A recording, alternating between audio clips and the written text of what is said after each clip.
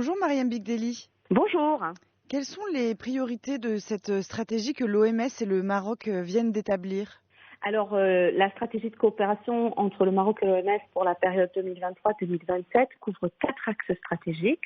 Le premier est l'appui au renforcement du système national de santé pour la généralisation de la couverture santé universelle.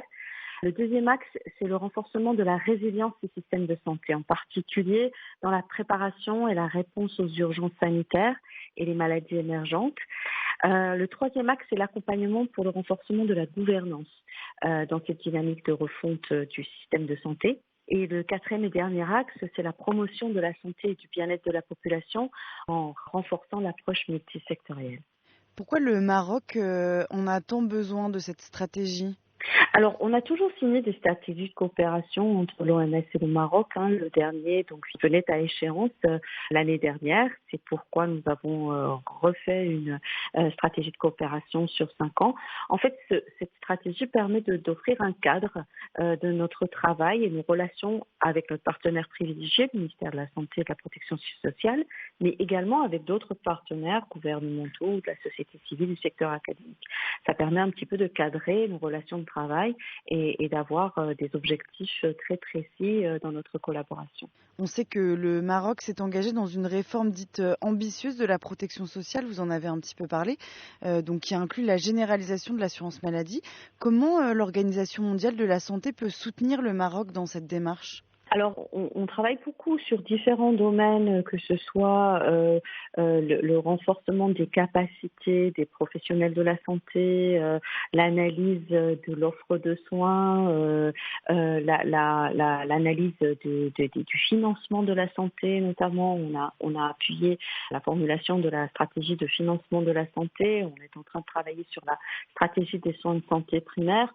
Mais pour résumer, l'approche qu'on adopte dans un pays tel que le Maroc, qui est quand même un pays à revenu moyen, avec un système de santé relativement robuste et des stratégies nationales très bien cadrées par le nouveau modèle de développement et par les différentes stratégies nationales, c'est vraiment d'apporter notre expertise à l'analyse du contexte, à l'analyse de la situation, en générant des données probantes et en favorisant, entre autres, le dialogue entre les différentes parties prenantes et l'utilisation de ces données probantes, de ces éléments contextuels, de ces faits pour la prise de décision, la formulation des stratégies de santé et leur évaluation.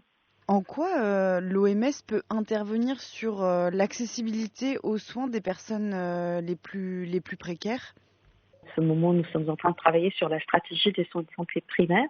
Celle des soins de santé primaires, c'est vraiment toute la continuité de soins entre la santé communautaire jusqu'à l'hôpital tertiaire, l'hôpital universitaire.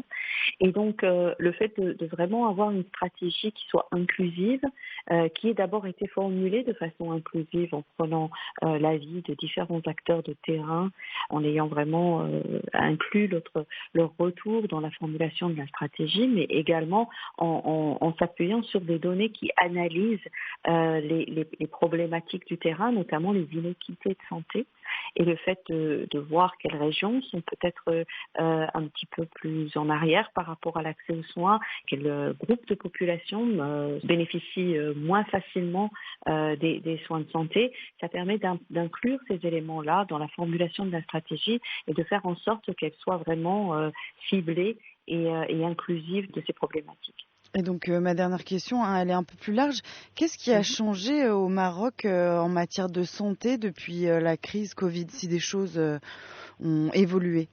Alors, je pense que le Maroc était déjà, avant la crise, dans cet esprit de refonte du système et dans cette analyse, en fait, de certaines inéquités, de certaines inefficacités du système.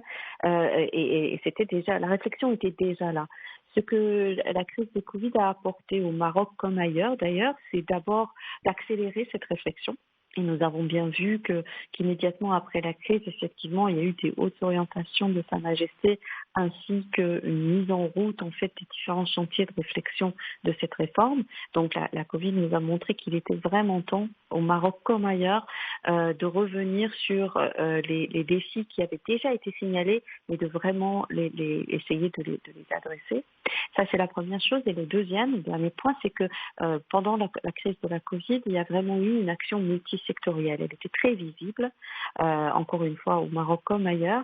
Et le fait de vraiment agir ensemble contre cet obstacle, ce défi qui était le virus, était vraiment très prominent. Et cette action multisectorielle, nous la prônons déjà depuis de nombreuses années. C'est vraiment nécessaire parce que la santé, ce n'est pas que le secteur de santé, c'est aussi l'environnement, c'est aussi la pollution de l'air, c'est aussi la sécurité alimentaire, etc., etc. Et comme on a vu cette action multisectorielle à l'œuvre pendant la Covid, ça paraît évident maintenant que c'est comme ça que nous devons agir dans le futur. Mariam Bigdeli, je vous remercie pour votre passage sur Média. Je vous remercie beaucoup. Au revoir.